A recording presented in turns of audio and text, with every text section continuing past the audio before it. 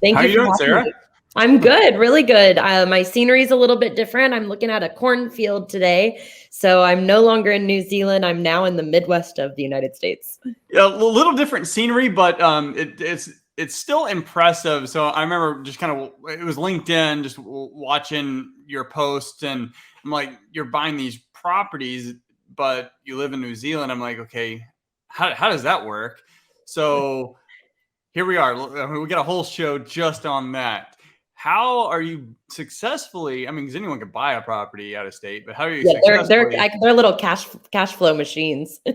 Yeah, yeah. So how are you buying these cash flow machines like from out of state or out of country, 7,000 miles away? I know you're not that far now, but you did it before, and so how'd you do that, and how are you doing it today?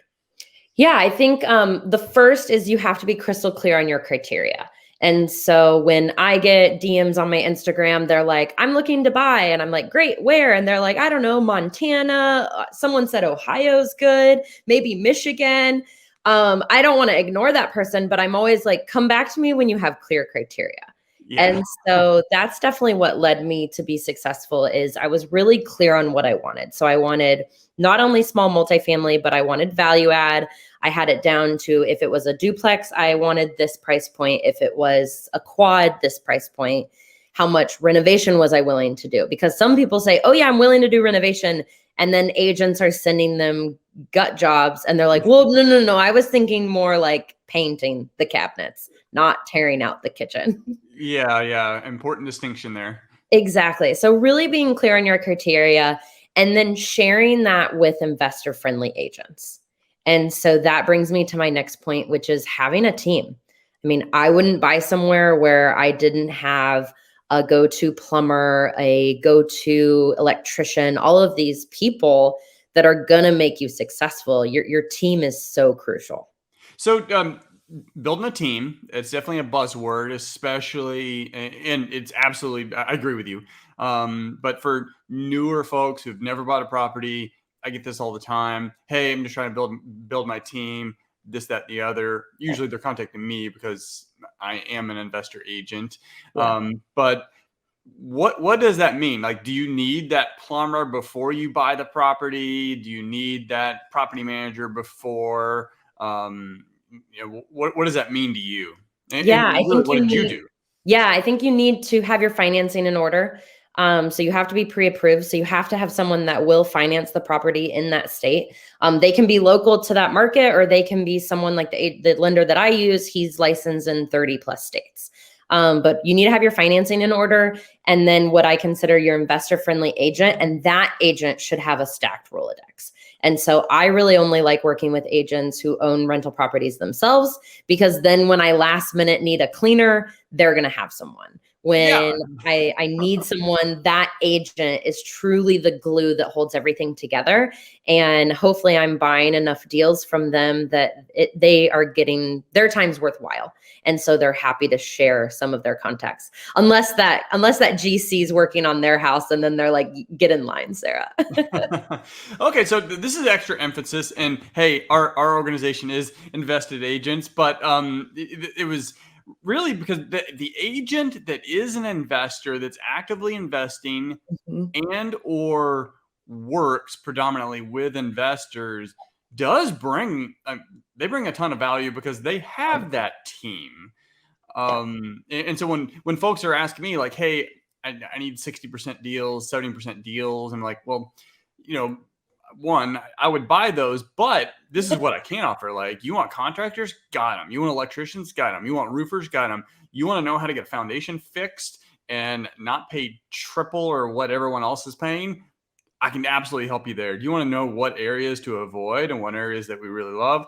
I can help you there. So that realtor that's an investor, it seems like that's really what you dug in, and you 100%. started there and kind of explored from there.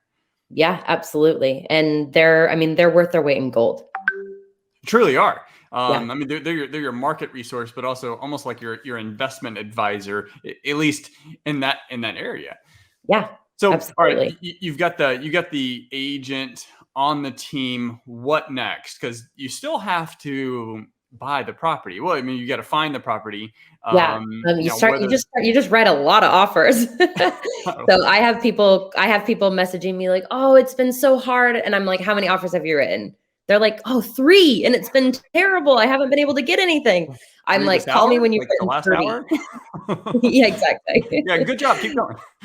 Yeah. So just write a lot of offers. Not only is it good practice, but I mean, one will stick.